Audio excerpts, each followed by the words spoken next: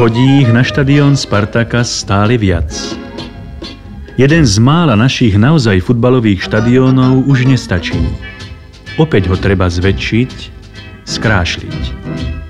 Trnava je fakt, je to fotbalové mesto. Dobre to povedal nebohý Pišťabáči Abele, ktorý povedal: Trnave, náboženstvo a fotbal nezahynú.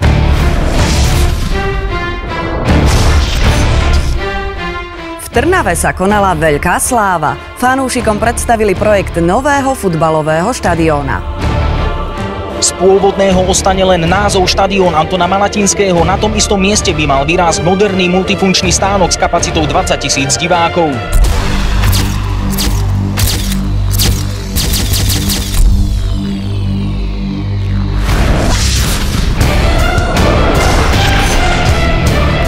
Slovenský futbal postupne vstáva z popola. Výsledky reprezentačného mužstva a projekt obnovy štadiónov naznačujú, že tento šport čakajú lepšie časy. No a jedným z dôkazov je aj nová aréna v Trnave pre vyše 20 000 divákov, ktorú by mali otvoriť už koncom augusta.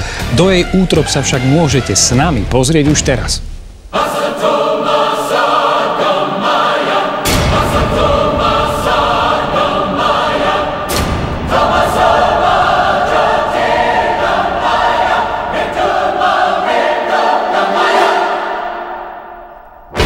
Piecha Trnavy.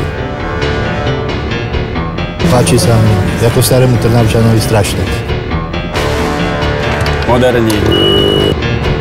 Všetko je tam iné oproti klasickým štadiónom.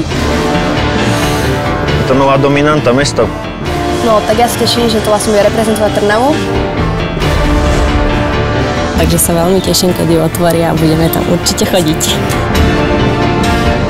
Osobne si myslím, že momentálne je najlepší štadión na Slovensku.